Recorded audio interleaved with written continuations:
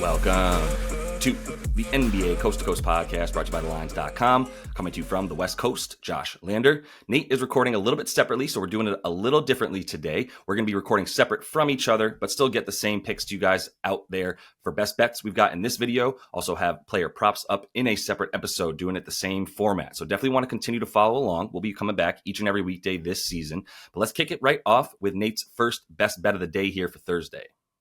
Yeah, I'm going to look to buy low on the Kings offense here after 3 down games before this little mini break. So take the over in Sacramento. It's 227.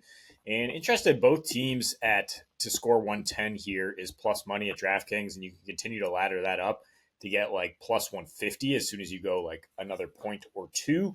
I think both teams will be able to score. I mean, the Pistons, you need a dance partner here to get this over, and the Pistons are that right now. In December, they've suddenly started playing at 100 pace and score 118 a game, and they've gone over in 7 of 8.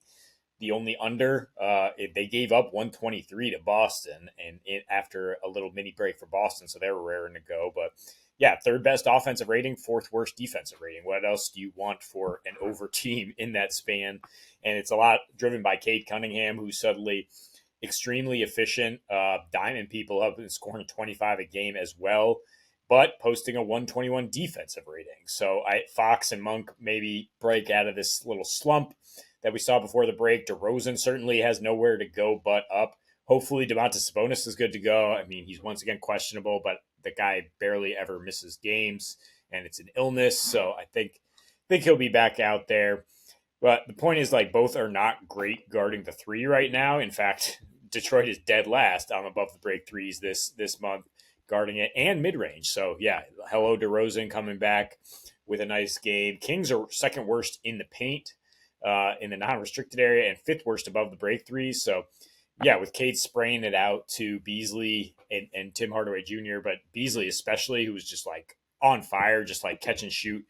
No second thoughts. I like them to keep scoring here. Beasley's hit like 5 threes in almost every game in December. He's plus 215 to do so again here in a pretty good matchup.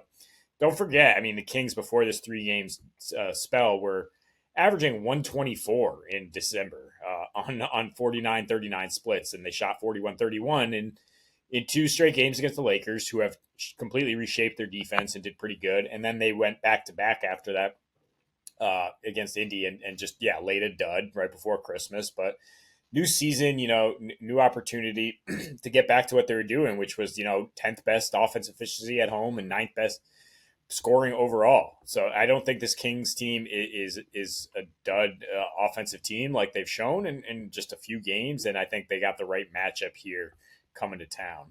For my first best bet here for Thursday, we are looking at the Bucks and the Nets. And man, I'm just taking the chalk here. I'm going with the Nets to cover the 10 points. And we don't even know if Giannis or Dame are in yet.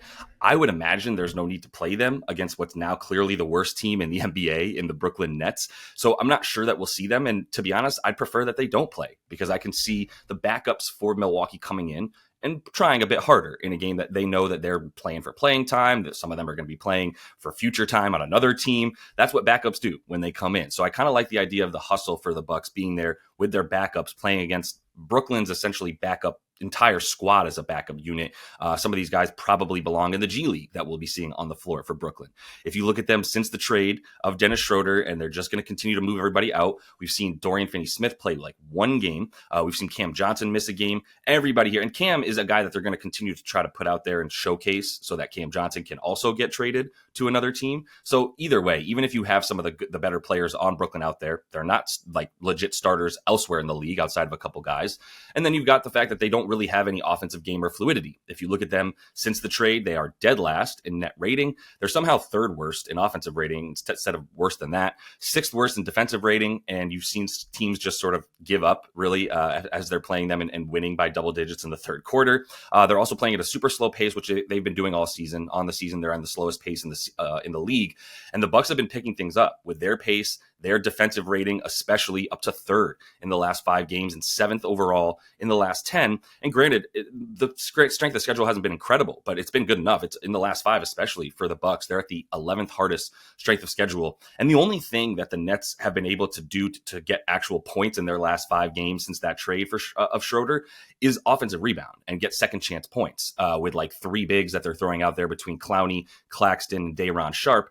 Well, this Bucks team is number 1 in limiting offensive rebounds to the other team in the last 5, and in the last on the season now they are second best overall. So despite some of the rebounding troubles that this team has shown for the Bucks on offense and the ability to get their own second chance points, they're dominating the defensive boards and doing absolutely more than just fine in that sense. Last thing here, you kind of see teams that are struggling on offense, especially the Nets right now, really try to force things into the corner and get some open shots off of the drive and kick, because that's the only offense that they have is one of these point guards on our team who's pretty athletic. Can you drive into the lane, force the defense to collapse on you, and then kick it out? And that would be the only place that they're doing it, getting a good amount of their threes now from the corner three, not really above the break anymore without Schroeder. We've seen that drop a ton, whereas they were getting the 5th most threes up above the break. They're now down into the bottom half of the league in that sense in the last 5 games. They're also looking at a lot more corner threes that they're going to have to shoot, and that's just a place where the Bucks are very good right now. They've actually been much better sort of off-ball, catch-and-shoot defense as opposed to the pull-up stuff where they've been getting beat by some guys who can't score one-on-one. There ain't nobody like that on Brooklyn. So we're going to take this team to cover by double digits and probably win by closer to 20 than to 10. Yes, and another overlook here for me out in Portland. I mean, Jazz team total is what, or the money line, which, last night was at a nice juicy plus 135, now about plus 110. Jazz are still slight underdogs here, though, in Portland, and I just don't understand it. I mean, it's just seems kind of fishy if the books are going to hang the same line that they did 20 days ago when Portland was -3 and went ahead and lost by 42 to the Jazz without Lauri Markkanen, who's definitely going to be a go here. John Collins and Keontae George are both questionable, but I think the Jazz are still the better team if those guys don't go. It's a question of who has some motivation here, who is better at tanking. And I mean, DeAndre Ayton, Josh will back me up on, is the secret weapon for tanking. Just like the least winning driving player since he left the Suns, just out there, going through the motions constantly. And sure enough, the numbers back that up. Blazers are 5-15 with a 121 defensive rating, -12 net when DeAndre Ayton has played. They're actually 4-5 with a solid-ish -4 net rating when he does not play. And you get guys like Robert Williams and Banton, and who might not play, by the way, either of those guys, and Klingon, who still has a long way to go, but is at least, out there giving a good defensive effort. And with Ayton, it should just be a parade to the paint for the Jazz, who they can't stop anybody, but they can score a little better than the Blazers, that's for sure. So, I mean, that's where the team total angle comes in here, is to say, look, I don't know what you're going to get from the Blazers. They quit every other night, and then they came with it in that one win. And since getting smacked by the Jazz, the one win against Denver, where they decided to come with it, but certainly gave up plenty of points, and they've allowed 114 in 10 of their last 11. So to get about even money on that for a Jazz team that's played at a 101 pace on the road in their last 6 here, that is, again, decent offensive rating, worst defensive rating in the league. So they're certainly going to be fine trying to play a higher scoring game. Covered in 3 straight before the break, including in Cleveland, won 2 games. So I mean, they're definitely more capable of being a reliable offense with Markkanen in this matchup, like him as a player prop look here. And just like the Jazz to put up some points on Portland, which has pretty much let people score whenever they had the chance to just keep losing games. Last pick here in the best bets, I'm going with OKC Indy, and we're taking an over on the 227.5 in this game. And as good as OKC's defense has been, Indy's offense is finally starting to round into form for what we expected it to be coming into the season. Now on the season, their offensive rating is up to 11th overall, but 4th in their last 5 and trending upwards in the last 10 as well. And the pace for them, while it hasn't been quite at the top 5 rate that we expect, they are 6th on the season. They've slowed things down a little bit in the last 5. And honestly, that's only helped them be way better on defense, as they've also now jumped into the top 10 in the last 10 games in terms of defensive rating. Now, on the season, their defensive rating is still bad enough that we should be plenty expectant of this OKC team to score a good amount of points on them. But it's really about the offensive rating for both teams, for Indy rounding into form. And OKC, as good as their defense has been, I still see them being a little bit more tired than they've been as of late. And they should be looking at a better offense than they've played in a couple games, as well as they've had a few teams like the Magic who are a little bit offensively challenged and have still been able to get their points because, once again, OKC played so many games in the last 7 nights or so because of the NBA Cup. They're still reeling a bit on defense and still looking to get guys back up to full rest, if you will. And then if you look at the offense for OKC, there's going to be a lot of them looking to get points off of turnovers and create that helter-skelter kind of game, which is kind of how Indy's offense is already playing. Indy is in the bottom half of the league. Actually, in the last 10 games, they're 20th in terms of turnover percentage for them on offense. So they're giving up a good amount of turnovers. We're seeing a lot of points come the way of OKC off of those turnovers. They are 5th now on the season in terms of forcing turnovers and getting points off of those turnovers as well. For them on offense, specifically for OKC, you're going to see them jumping into the paint. This is going to be an attacking offense, as we know. They are number 1 in paint frequency over their last 10 games on the season. They're getting to the paint, the 10th highest, and the rim as well. They've upped their amount of sort of layups and drives all the way to the bucket as opposed to the floater shot that they're taking. And I think they'll have some success doing that here against the Pacers and Miles Turner, who's been all right, but this paint defense is still not good in terms of the field goal percentage that they're allowing. They're in the bottom 10.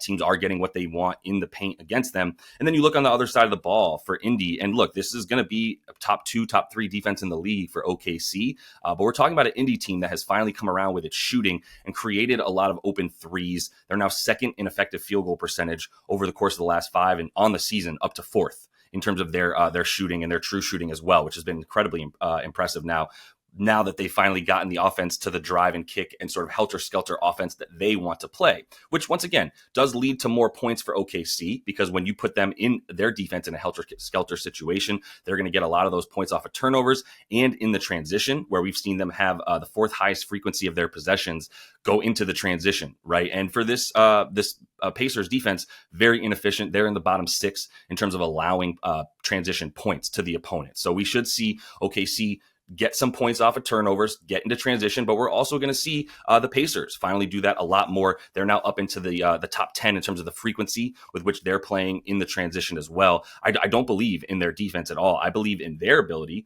to continue attacking, and that's for Indy's offense. The final thing here, what we've finally seen for them is their ability to get to the rim and not rely on jump shots. And they're up to 4th in terms of the paint frequency, the amount of times that they're getting into the paint. We've seen their 3-point frequency, not percentage, but they're still efficient.